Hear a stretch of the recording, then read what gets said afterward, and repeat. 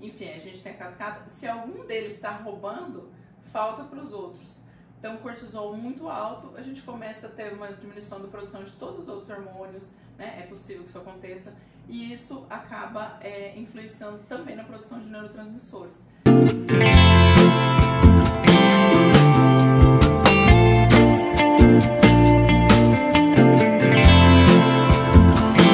Tricotando a tricologia. Eu sou Carolina Fratini, farmacêutica tricologista há mais de 15 anos, apaixonada por esse universo. Hoje é o episódio de número 16 e nós vamos falar a relação dos cabelos com a nossa saúde emocional, com as nossas neuroses psíquicas que nos acompanham e que muitas vezes acometem os nossos cabelos. E para falar desse assunto, eu tenho uma mulher sensacional e espetacular, a médica psiquiátrica, doutora Paula Camposan Doria. Doutora Paula, muito obrigada por aceitar o convite, por estar aqui, que eu tenho certeza que você vai contribuir muito com esse assunto, muito importante na vida das pessoas, principalmente nos dias de hoje, que a questão da saúde emocional influencia em tudo, inclusive nos cabelos, não é mesmo? É verdade. Eu que agradeço o convite, fiquei muito feliz e realmente tem uma relação assim maior do que a gente imagina. E falar disso com uma pessoa que eu sei que estuda muito sobre isso, que eu te conheço, não é de hoje. É verdade. Eu sei a sua paixão pelo que faz, o brilho no olho que você tem de falar disso. Então é muito importante, não só porque o cabelo, né, pode ser um sinal de alguma coisa pra gente pesquisar, como também, assim, ele leva a uma piora da autoestima. Então, assim, eu acho que a gente vai contribuir bastante. Fique por aqui.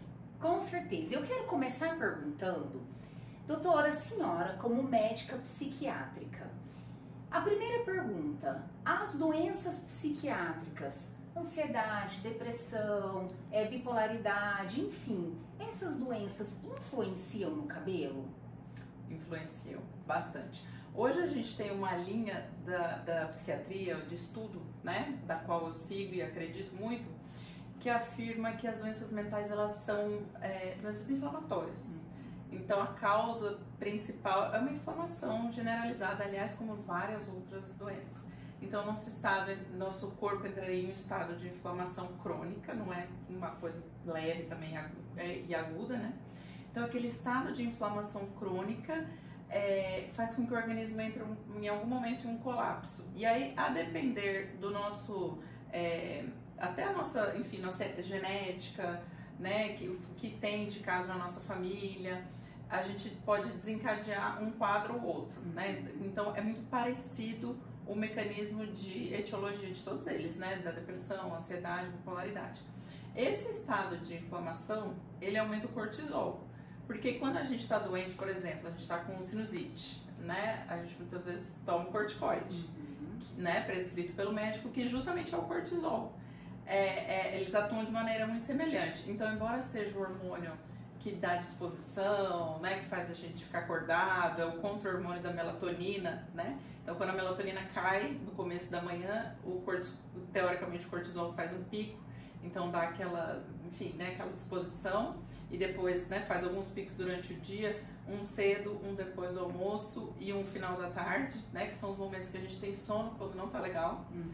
E aí ele cai e depois sobra melatonina pra gente dormir. Então quando a gente tem esse estado crônico, né, de inflamação, o cortisol sobe para dar conta de combater. Mas ele sobe e começa a ficar cronicamente alto. E esse estado de aumento, né, crônico, como a gente tem uma cascata, nosso corpo é maravilhoso, né? Uma cascata de hormônios, de neurotransmissores que são produzidos a partir do cortisol, do colesterol, enfim, a gente tem a cascata. Se algum deles está roubando, falta para os outros. Então, cortisol muito alto, a gente começa a ter uma diminuição da produção de todos os outros hormônios, né? É possível que isso aconteça. E isso acaba influenciando também na produção de neurotransmissores.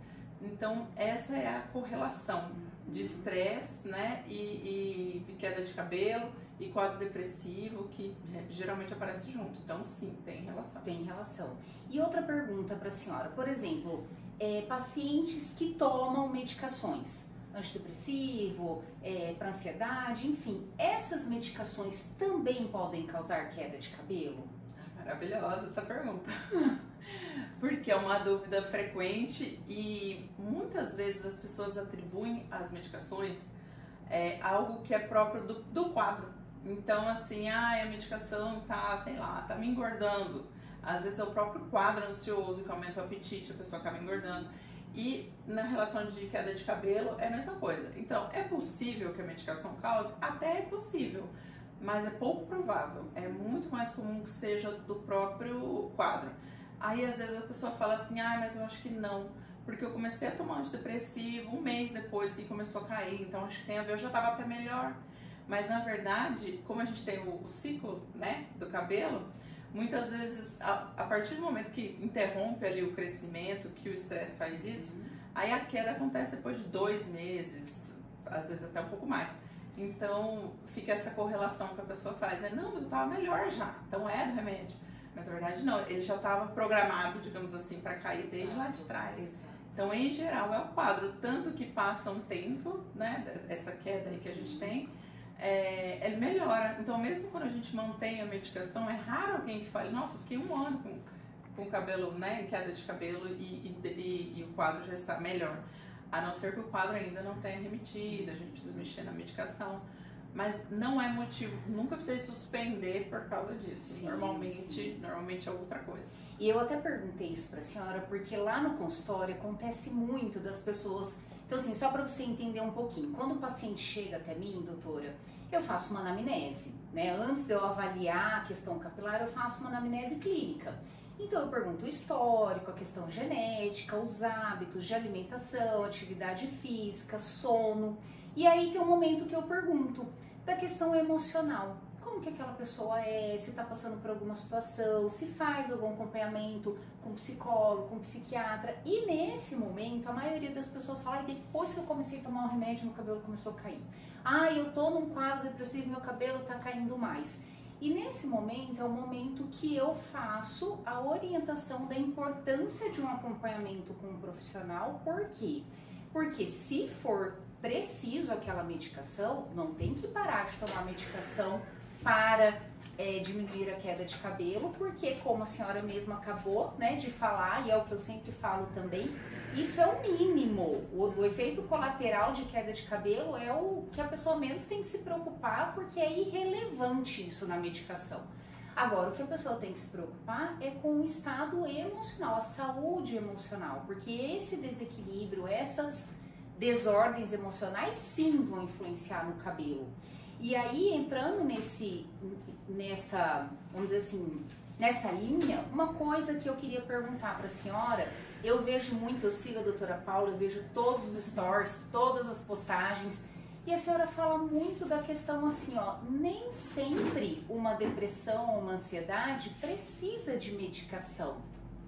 É isso mesmo? Eu queria que a senhora explicasse um pouquinho a importância de, antes de medicar, avaliar, entender. Conta um pouquinho para quem está nos assistindo.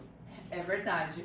Até por 2 motivos. Primeiro, que as doenças mentais, a gente não tem um exame que peça que dê positivo ou negativo. Ela não é, a gente fala que ela é dimensional, não é categorial. Categorial é assim, Covid, positivo ou negativo.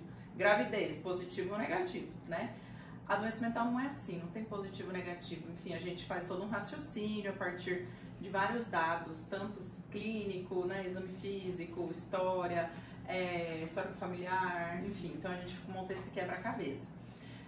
Então, assim, a gente precisa primeiro avaliar como que está a saúde física da pessoa. Porque muitas vezes não é um quadro depressivo. Não raro já aconteceu, assim, inclusive não raro não, é frequente que a pessoa estava com queda de vitamina D, vitamina B12, ferritina, que aí, né, cai muito cabelo, e dá um desânimo, porque de fato o sintoma central da depressão é o desânimo, é a falta de energia, né? As pessoas acham que é chorar. Mas eu não choro. Chorar é um dos sintomas, mas o principal é a falta de energia. Então, de fato, parece mesmo.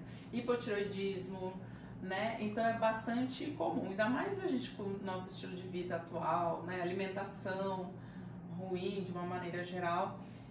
Então, primeira coisa que a gente tem que fazer é isso, porque o diagnóstico é de exclusão. Então, eu excluí, não é uma anemia, não é hipotireoidismo, o que pode causar esse desânimo? Né? Anemia, hipotireoidismo, falta de B12, falta de vitamina D. Aí, uma vez excluído tudo isso, às vezes tem falta e também tem o quadro, aí a gente precisa repor, porque senão não melhora, né? Mas às vezes é só repor e a pessoa melhora. Paciente bariátrico, por exemplo, que tem, né, bastante deficiência de B12, é bem comum a gente passar, né? Eu atendi uma senhorinha uma vez que ela falava assim, nossa, mas eu nunca tinha visto antidepressivo injetável, porque eu fiz o B12 injetável. Nossa, mas me passaram tanto antidepressivo e esse foi o melhor. Não era antidepressivo, era B12 que ela tava. Olha, ela tava com deficiência e porque a gente tinha feito, né, cirurgia bariátrica. Então, depois que a gente excluiu todas essas causas orgânicas, né, que a gente fala, aí a gente pode partir para o raciocínio, né? Não, de fato, é uma depressão, é um transtorno ansioso. E eu falo transtorno ansioso porque a ansiedade não é doença, né? A gente, em alguma medida, praticamente todos nós temos. E ela, inclusive, é desejável, né? Então, por exemplo, eu tenho uma prova amanhã, é desejável, a ansiedade, ela impulsiona, né? Não, tem que estudar. Se a gente não tivesse nada de ansiedade, né? Enfim, a gente não se prepara adequadamente para as coisas. Então, ela não é uma doença. Então, o transtorno de ansiedade, né? Que já seria em uma intensidade que atrapalha de alguma medida, né? A vida da pessoa, já causa um sofrimento. Mesmo assim, se a gente bater o martelo, tô falando principalmente de depressão e de ansiedade, não necessariamente precisa de medicação. Os próprios protocolos que a gente segue, eles dizem quadros leves e até alguns moderados, a gente pode tratar com mudança de estilo de vida e psicoterapia. Então, não necessariamente medicação. Quadro grave, claro, a gente já entra de cara, ou um quadro moderado que tem um prejuízo muito importante, né? A pessoa não está conseguindo trabalhar, enfim, aí a gente entra. Mas é possível tratar mesmo sem medicação. É claro que a pessoa precisa topar, porque envolve uma mudança de estilo de vida.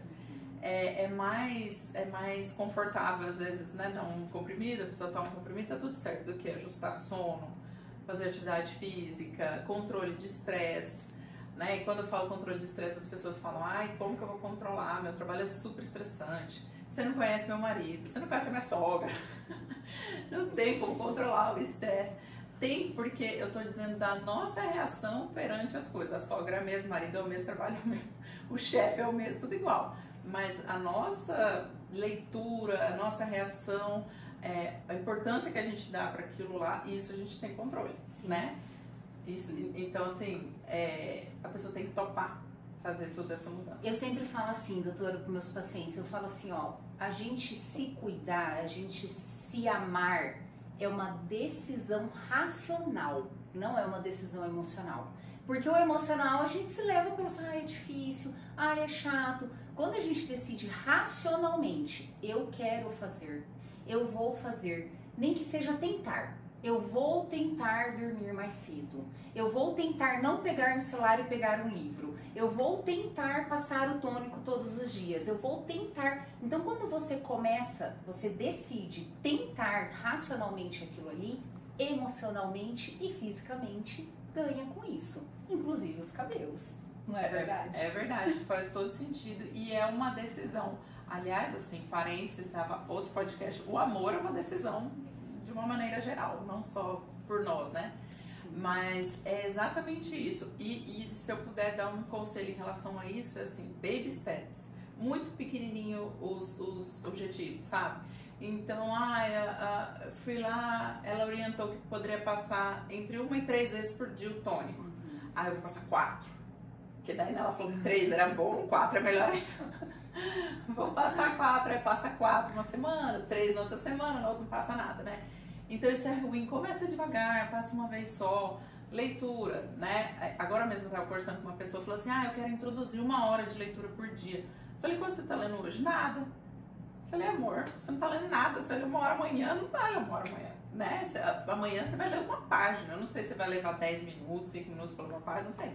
Mas você vai ler uma página, aí depois você vai ler 2, aí você vai aumentando. Aí ele falou, imagina, mas isso é muito pouco, né? Eu já consigo ler muito mais. Legal, porque o nosso sistema de recompensa, se a gente faz mais do que deveria, é muito prazeroso, né? É ótimo. Nosso sistema de recompensa, se a gente faz menos, a tendência é abandonar. Ah, tá vendo? Eu não consigo mesmo, larga a mão. Então, assim, é muito pequenininho as metas, né, que a gente tem, porque a chance de conseguir fazer é maior. E são hábitos, né? Quando a gente cria literalmente o hábito, tudo vai se encaixando e melhorando, não é verdade? Exatamente. E até você falou do tônico, né? Eu acho importante fazer isso. Eu conheço uma pessoa que falava assim, todo ano ela fazia uma resolução de passar creme. Não, eu vou passar creme no corpo todos os dias e tal. E ela nunca conseguia fazer, né? Então, realmente é uma meta básica. Você fala, nossa, uma coisa muito fácil, né? Mas a gente precisa ver sentido naquilo, sabe? Então, eu gosto muito dessa coisa que a gente tá fazendo aqui, que é essa educação. Então, a pessoa se vê, por isso que o cabelo caiu 2 meses depois. O tônico vai fazer isso. Aquela coisa do passo a passo, né? Meu marido é ortopedista, aí ele fala, né? A pessoa, sei lá, luxou o tornozelo. Ele fala, olha, 4 semanas vai ficar roxo, na 5ª semana vai estar doendo, mas não vai mais estar roxo, vai estar inchado. Na 6ª semana, não sei o quê. Aí as pessoas falam assim, gente, mas ele é adivinho, fiz certinho o que ele falou, na verdade, né, estudou e aquilo segue um certo padrão, mas isso dá um alívio, né, a gente saber, ter um sentido, saber o que está acontecendo. Então, olha, pode ter uma piora da queda, depois vai melhorar, enfim. Então, isso faz com que a gente faça uma adesão maior, porque a gente tem um motivo e a gente vai vendo um resultado, então isso é muito legal. É muito legal e eu falo assim, é muito importante. Você que está em algum momento assim, triste, depressivo, chateado, desanimado, não deixe de buscar uma ajuda profissional, seja inicialmente uma queixa, eu tô com queda de cabelo, eu tô com acne, eu tô sobrepeso, mas sempre pensando também no profissional, no psiquiatra, no psicólogo, porque eu até vou contar uma experiência minha aqui, que eu passei, né, por esses profissionais, e que me ajudaram imensamente, né? A doutora Paula, nós nos conhecemos desde ali dos nossos 16, 17 anos, não podemos falar quantos anos atrás, mas não sei também se a doutora Paula sabe desse episódio, mas teve uma situação, doutora, que eu estava no meu último ano de faculdade de farmácia e a minha mãe descobriu um câncer. Minha mãe tinha 47 anos. No dia 8 de março, dia da mulher, ela descobriu o câncer. No mês seguinte, em abril, eu descobri que eu estava grávida. 6 meses depois, em setembro, a minha mãe faleceu. No mês seguinte, em outubro, meu filho faleceu. Meu filho nasceu, 2 dias depois ele faleceu. Ou seja, enterrei minha mãe em setembro, enterrei meu primeiro filho em outubro e em novembro eu tinha que entregar um TCC. Óbvio que eu entrei numa depressão profunda. Ao ponto de instalar um psiquiatra do meu lado. Eu abri meu olho e tinha um psiquiatra do meu lado, né? Eu tive 2 perdas muito significativas, muito próximas. E a primeira coisa que ele me falou foi o seguinte. Ele falou assim pra mim, você vai precisar fazer acompanhamento comigo, você querendo ou não, e eu vou te prescrever um antidepressivo porque o seu organismo não está produzindo neste momento. Porém, quando você se recuperar, você não vai mais precisar dele e eu vou te ajudar. Eu me lembro muito bem disso e eu, como farmacêutica, né, eu já ficava pensando, qual antidepressivo, já pensava nos efeitos colaterais, mecanismos de ação. Ele falou, você não pense em nada, você vai ser paciente, você não vai ser farmacêutica. Enfim, eu fiz 1 ano e meio de terapia com um psiquiatra. Eu falo assim que eu cheguei literalmente no fundo do poço. E nesse fundo do poço, numa depressão, num desânimo, numa tristeza, eu perdi tudo. Perdi cabelo, perdi vontade de viver, perdi mãe, perdi filho, perdi tudo. E um dia ele falou assim pra mim, Carol, você já perdeu, né, tudo, vontade de tudo. O que você tem medo de perder? Eu olhei assim pra ele e ele falou assim, você tá no fundo do poço. Só que se você olhar pra cima, o poço é aberto. E tem uma luz. Se você escalar, você vai sair na luz. E escalar não é fácil. Ele sempre me deu o exemplo seguinte, Carol, se eu pedir para você limpar meu consultório aqui nesse momento, se você pegar uma vassoura e só passar aqui em volta, pronto, você limpou. Agora, se você tirar as coisas do lugar, passar a vassoura, passar o pano, devolver as coisas no lugar, vai dar mais trabalho, mas vai ficar mais limpo, vai ficar mais cheiroso. Então, você, para escalar, você tem que fazer não o mais fácil, o menos difícil, para você chegar na luz. E eu decidi entre ficar no fundo do poço e alcançar a luz, eu decidi ir atrás dessa luz. E até eu chegar nessa luz, eu precisei de medicamento, eu precisei de terapia. Só que quando eu enxerguei essa luz e cheguei nessa luz, a partir daí eu não tomei mais medicamento, continuei minha terapia com psicólogos, não mais com psiquiatra, mas foi nesse momento que eu aprendi o seguinte: ok, saí do poço, e agora? Agora eu tenho que caminhar, e para eu caminhar eu preciso decidir os hábitos da minha vida para me ajudar e ajudar o meu organismo a produzir tudo aquilo que eu tinha conseguido fazer ele funcionar de novo.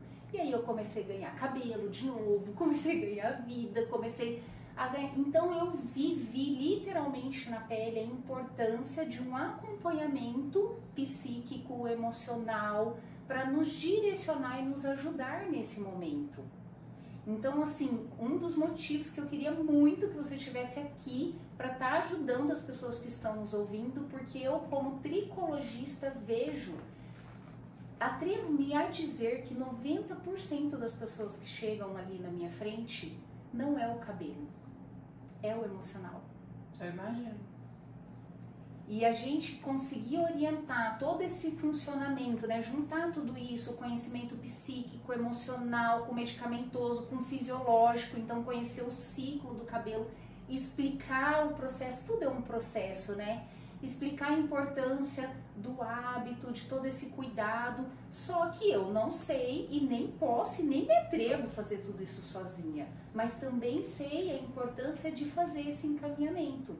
Então, quando a gente encontra profissionais como a doutora Paula, né, uma psiquiatra que tem essa linha de analisar o ser humano antes de qualquer medicação, analisar a vida da pessoa, né, é riquíssimo, é importantíssimo. Exatamente. Isso requer tempo, escuta, né? Então são consultas demoradas as suas também, certamente, né? Porque a gente precisa realmente entender. Às vezes é um ajuste em estilo de vida que a pessoa não tinha percebido, né? Que você perguntando, você consegue orientar. Às vezes é o sono do filho, outra questão que eu já peguei muito. A pessoa tá se sentindo deprimida, é privação de sono, tá com um bebê, tá com um filho de 2 anos que não dorme, sabe? Aí eu falo, vamos começar ajustando o sono do filho? Aí ajusta o sono do filho, milagrosamente a depressão curou, né? Claro que não era nesse caso. Então, assim, eu acho que é importante, até a gente está falando de educação, né? Saber o porquê das coisas. E com a história que você contou, eu acho que... E deu certo. Ou seja, você fez, era um motivo grave, né? São 2 perdas, na verdade são as perdas mais importantes, é mãe e filho. Né? Muito próximas, porque a gente tem um período de adaptação àquilo, até tem os rituais para isso, né? O ritual do velório, o ritual do enterro, o ritual da missa de 7º dia, tudo é um ritual que a gente vai habituando. Aí não deu tempo nem de fazer, né? Todos os processos, enfim. Então, mesmo assim, deu certo, né? Você ficou bem num período que é o que a gente espera mesmo para um quadro grave como o seu, tanto pelo motivo quanto pelo quadro em si, 1 ano e pouco. Então eu acho que é interessante a gente explicar por quê, né? Por que eles ajudam. A medicação, o que o antidepressivo normalmente ele faz? A gente produz naturalmente, deveria produzir serotonina, dopamina, noradrenalina, são neurotransmissores que dão sensação de bem-estar, aquela coisa boa que a gente tem assim quando termina uma atividade física, quando a gente termina de fazer uma coisa que a gente se propôs, aquela sensação gostosa. Então a gente produz naturalmente, né? Eles têm uma meia-vida ali e teoricamente a gente fica com eles estáveis.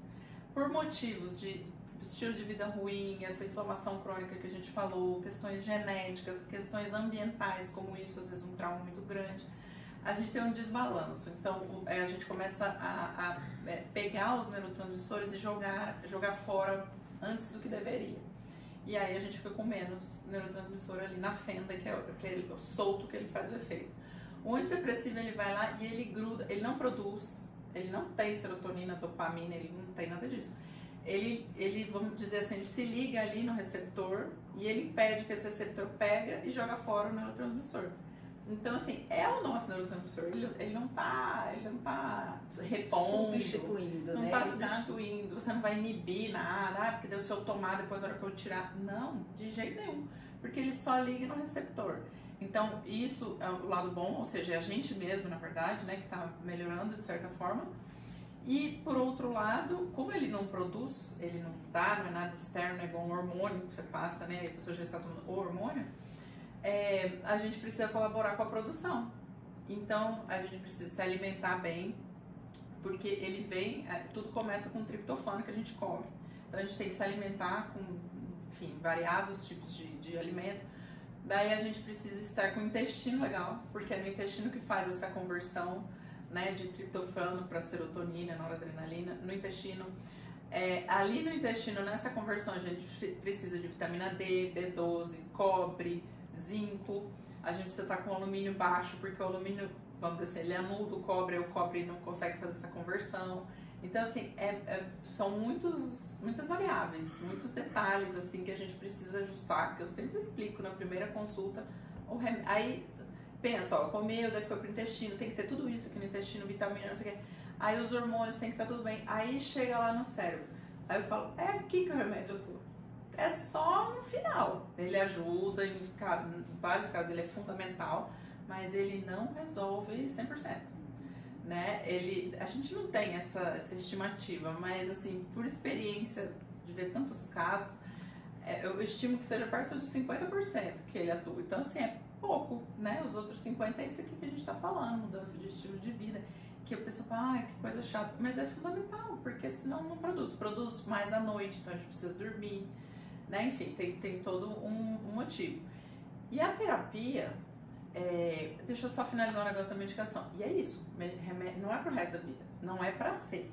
Se tiver, claro, tô falando de depressão e ansiedade, né? Transtornos crônicos, como por exemplo, esquizofrenia, bipolaridade é outra coisa. Mas esse restante, a gente deveria ter um tratamento com começo, meio e fim.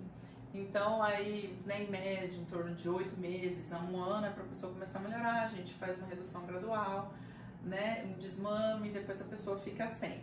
Então, antidepressivo não é para ficar para sempre. É o medo das pessoas, né? Ah, vou viciar, uma vez que introduzir, vou ter que tomar para sempre. Não é verdade. E a terapia, né, que você comentou, que fez os dois e foi o que te ajudou, e depois você manteve a terapia, assim, perfeito. O ideal é isso mesmo. Aí as pessoas, né, algumas pensam assim, mas terapia eu converso com uma amiga, né, eu vou lá, eu converso, se for pra desabafar, eu desabafo com ela, meu psicólogo não fala nada, não sei o quê. O que acontece? Primeiro que tem linhas e linhas, né? Alguns falam mais, menos e tal. Tem um tempo, a pessoa, se na primeira ela falar um monte, tá errado, né? Ela nem te conheceu ainda, ela nem viu sua personalidade, seu temperamento, seus valores e princípios, porque é a partir disso que ela precisa te orientar, né? Não no dela, nem do vizinho, da pessoa que tá lá na frente dela, independente de qual for, se ela concorda ou não concorda, precisa entender e guiar a pessoa dentro daquilo ali. Então, depende da linha, mas enfim, qual que é a diferença, né? É uma coisa meio óbvia, mas às vezes a gente precisa falar, de conversar com uma amiga, alguma coisa assim. Primeiro que a fala um pouco mais formal, você tem uma formalidade maior para falar com um psicólogo do que para falar com a amiga sentada na mesa do bar, né?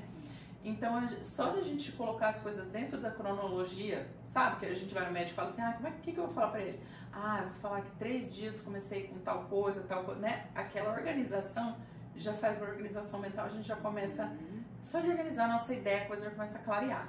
Então, isso por si só já começa a ser um pouco terapêutico. E o psicólogo, ele vai, dependendo da linha, mas enfim, o objetivo é mais ou menos esse, ele vai dando o tamanho das coisas, ele vai te ajudando a perceber. Então, às vezes você tá exagerando, nossa, que o casamento tá péssimo, que é a pior coisa do mundo. Ele vai fazendo umas perguntas baseadas no que você falou, porque ele não tem como saber, ele vai lá na tua casa ver, né? E você não conhece, normalmente o ideal é que a gente atenda quem a gente não conhece, né? Não sei, é um amigo. Então, baseado no que você falou, ele traz outros dados. Lembra aquele dia que você comentou isso? Aí a pessoa vai dando tamanho. E esse é o segredo da vida. A gente dá o tamanho das coisas. Porque às vezes a gente exagera uma coisa que não é pra exagerar. A gente ignora uma coisa importante, porque a gente acha que não vai saber lidar. Então, ele vai ajudando a dar os tamanhos, que isso é fundamental. E tem a capacidade de mudar o nosso esquema de pensamento. Porque a gente tem o mesmo esquema de pensamento. Cada um tem o seu, mas a gente tem. Então, uma pessoa mais pessimista tem um fato. Aí ela já pensa que vai dar tudo errado, aí com isso ela fica com medo. Aí ela evita, exemplo, né? Um caminho de reação. Aí ela evita aquela situação. Então, normalmente ela repete aqueles padrões em todos os cenários, na vida pessoal, né? No casamento, na profissão e tal. Então, a terapia ela tem a capacidade, inclusive essa é uma das ideias, né, da terapia, de fazer mudança nisso. Então você percebe esse padrão, o psicólogo te dá a ferramenta e você começa a acionar essas ferramentas e você muda o padrão para cá. E aí a gente, mudando o padrão de pensamento, a gente muda o sentimento. Não tem como sentir uma coisa que você não pensou. É impossível, não tem como. Então o sentimento sempre vem do pensamento. Então se a gente conseguir, né, conduzir o pensamento de uma forma mais saudável, a gente sente coisas mais saudáveis. Então precisa desses dois. E é desse jeito, a gente tira o remédio, mantém a terapia mais um tempo e foi perfeito. Doutora Paula, e a senhora falando dessa questão da importância da terapia, eu me lembrei também de um momento da minha terapia que eu chegava, e acredito que a senhora deve ouvir muito isso, principalmente hoje em dia com as redes sociais, né, da gente querer se comparar com a vida dos outros, né? E as redes sociais, todo mundo é feliz, todo mundo é de bem com a vida, e quando a gente olha e nós estamos num estado triste, depressivo, aquilo deixa a gente mais triste ainda. Porque eu me lembro de eu chegar no consultório do psiquiatra e falar pra ele, ai, doutor, eu queria ser normal igual a fulana, normal igual a ciclano. E ele já tinha uma intimidade comigo depois de um tempo de terapia e ele falava assim pra mim, Carol, você é louca pra ser normal, né? E a gente caía na risada. Porque ele falava pra mim, você não tem que se comparar com outra pessoa, você tem que se comparar com você mesmo, né? E aí eu queria que você falasse um pouquinho disso. Acontece isso das pessoas se compararem e piorar a depressão, piorar a ansiedade, piorar o quadro da pessoa por isso? Muito, e assim, falando do nosso assunto, até cabelo, né? Porque às vezes eu vejo no salão, eu quero esse cabelo aqui. Eu que não entendo nada, olho e falo, não tem como, não dá, né? Então, realmente, eu acho que tá perigoso, a gente precisa ficar se monitorando em relação a isso, porque acontece, a pessoa, na ausência talvez de uma referência, ela escolhe uma referência e ela deixa aquela referência perfeita, porque a gente pode fazer isso, né? Se eu tô seguindo alguém ali, estamos falando de rede social, né? Se eu tô seguindo, a pessoa mostrou um pedacinho, eu desenho todo o resto da vida dela.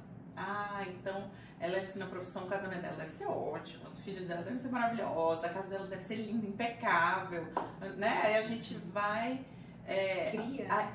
cria, e a imagem é muito forte para nós, né? E rede social hoje é imagem, né? Foto, vídeo, e aí a gente cria todo esse resto e fica muito distante, mas não é muito distante de nós, é muito distante de todo mundo, porque não existe essa pessoa.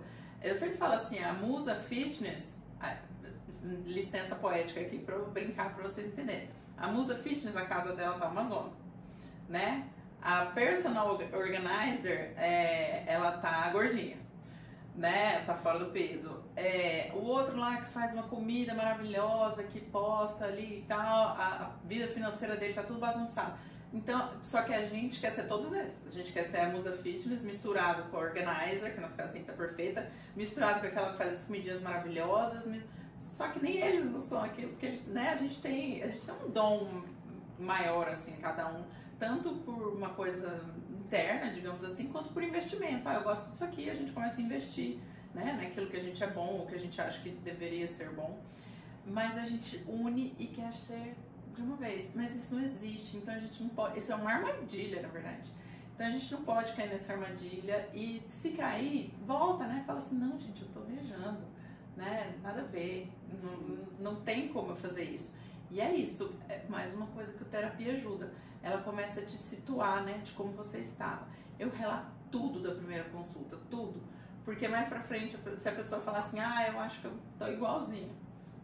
Peraí que eu tenho eu tenho trunfo aqui, você chegou assim, nossa, verdade, eu nem lembrava mais. Ainda bem, a gente tende a ir esquecendo, né? A gente tava até comentando disso, a gente tende a ir esquecendo, isso até de certa forma é bom. Então, é importante que a gente faça essa comparação, né? Com a gente estabeleça metas de melhora, então, mensuráveis. Então, nossa, ano passado eu queria fazer atividade física, não fazia nada, agora eu tô fazendo 2 vezes por semana. Então, assim, com a gente mesmo, gente, de verdade, não caia nessa armadilha, porque, assim, é de adoecer mesmo. E quebrar de uma vez por todas, né, doutora? Graças a Deus já tá caindo por terra, já se passou muito isso, porque antigamente as pessoas pensavam muito assim, eu não vou no psiquiatra porque é coisa de louco.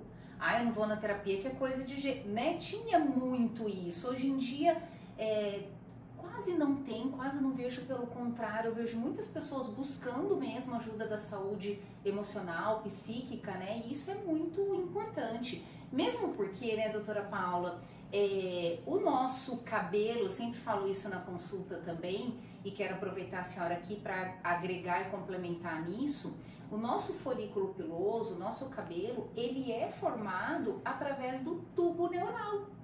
Então, ele está intimamente ligado com o nosso sistema nervoso. Então, os nossos gatilhos emocionais vão influenciar, vão acelerar a nossa fase telógena, que é a fase de queda do cabelo. Então, quando eu falo de tratar essa fase telógena, essa fase de queda, não é só isso. A gente precisa tratar o que está causando aquilo ali, que é esse gatilho emocional que está relacionado ao sistema nervoso, né? Exatamente. A gente está falando de cabelo, mas para ilustrar, a pessoa que tem psoríase piora quando ela está nervosa, dermatite, porque justamente isso que você comentou, eles vêm do mesmo folheto embrionário, então está intimamente relacionado. Aliás, a parte imunológica, a parte neurológica, a emocional e a parte dermatológica, tá tudo meio interligado, tanto que a gente fica nervoso, diminui nossa imunidade, a gente fica doente, quem tem herpes eventualmente aparece, né? Então tem tudo a ver, quem tem doença autoimune piora quando tá nervoso, então tá tudo interligado, a gente, né, um sistema, a gente fica tentando separar, mas na verdade é tudo muito junto. Então realmente, isso é muito verdade. E quanto ao preconceito, eu acho que deu uma melhorada significativa, assim, né? Também não tenho mais visto.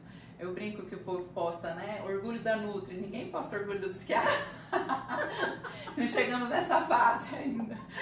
A minha irmã é dermato, todo mundo posta. Dia de dermato, lá na sala de espera dela, maravilhosa. E foto com ela, antes e depois, não sei o quê. Eu falo, comigo ninguém posta na sala de espera, e obviamente tá tudo bem, né? Inclusive, às vezes, né?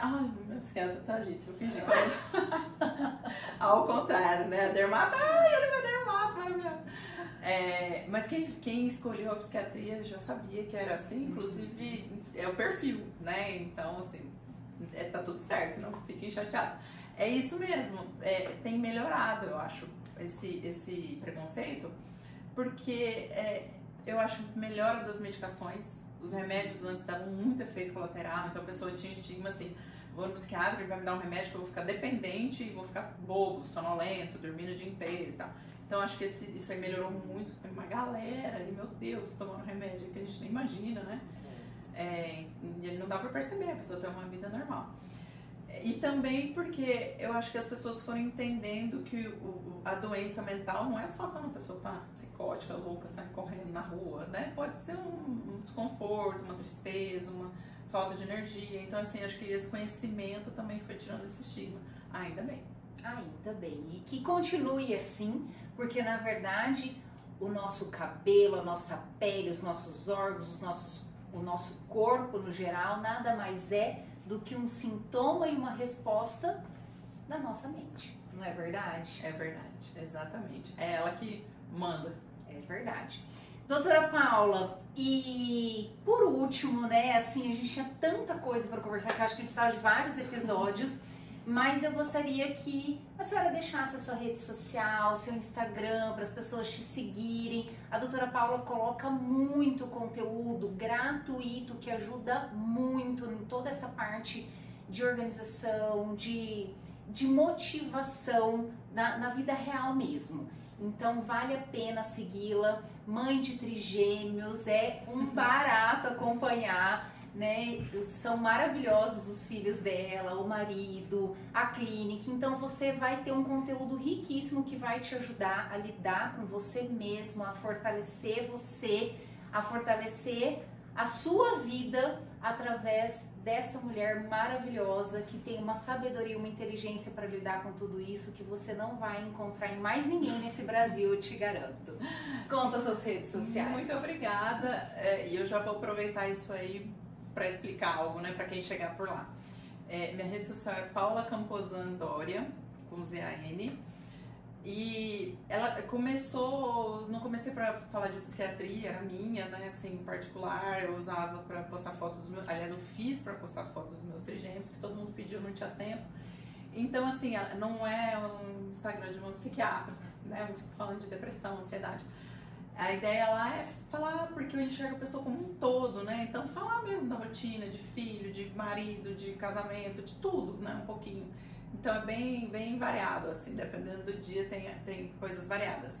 E importantíssimo dizer, antes de vocês chegarem lá, né, que eu sei muitas coisas que são ideais, mas eu não quero dizer que eu faço tudo aquilo que é ideal, porque a gente está falando de comparação, eu não queria que vocês comparem nem comigo, porque, enfim, aquilo lá eu brinco assim, uma pessoa que sabe uma técnica de corrida, ela começa a ensinar para os alunos dela. Né? A partir do momento que ela leu, ela já aprendeu a fazer a técnica perfeita e ela vai sair correndo, né? O profissional, eu digo, claro que não. Ele sabe ensinar, ele sabe ver, ele vai melhorando dia a dia, né? Então é importante a gente pensar isso, porque tem muitas amigas minhas que falam, eu tenho raiva porque eu escutei fulano, as pessoas falarem, a Paula finge que é perfeita lá no Instagram. Não, eu sei o ideal e eu tento passar o ideal para cada um dentro da sua realidade, colocando em prática, porque a ideia é a gente ser cada dia um pouquinho melhor, né? Com certeza, é isso mesmo. E por último, eu tenho uma pergunta para te fazer. Doutora Paula, eu, Carolina, não sei fazer tricô, mas eu sei falar de cabelos. Você, doutora Paula, sabe fazer tricô? Deveria saber, né? Mas não sei fazer tricô, mas eu sei sobre pessoa. E eu falo que quando a gente sabe sobre pessoa, a gente pode falar de qualquer assunto, porque, enfim, né, é algo tão complexo que aborda tudo. Então eu entendo sobre pessoa, meu negócio é pessoa. Isso mesmo, muito bom. Doutora Paula, muito obrigada mais uma vez por estar aqui, por contribuir nesse conteúdo riquíssimo que eu não tenho dúvida que vai ajudar muita gente que está nos assistindo. Muito obrigada mais uma vez. Adorei. Muito obrigada. E para você não perder nenhum episódio desse quadro que está cada vez mais sensacional, se inscreva no canal, ative as notificações, me segue no Instagram, @CarolinaFratiniOficial, e fique sabendo dos próximos profissionais que estarão no sofá da minha casa, com você assistindo aí o Tricotando a Tricologia com Carolina Fratini. Espero você!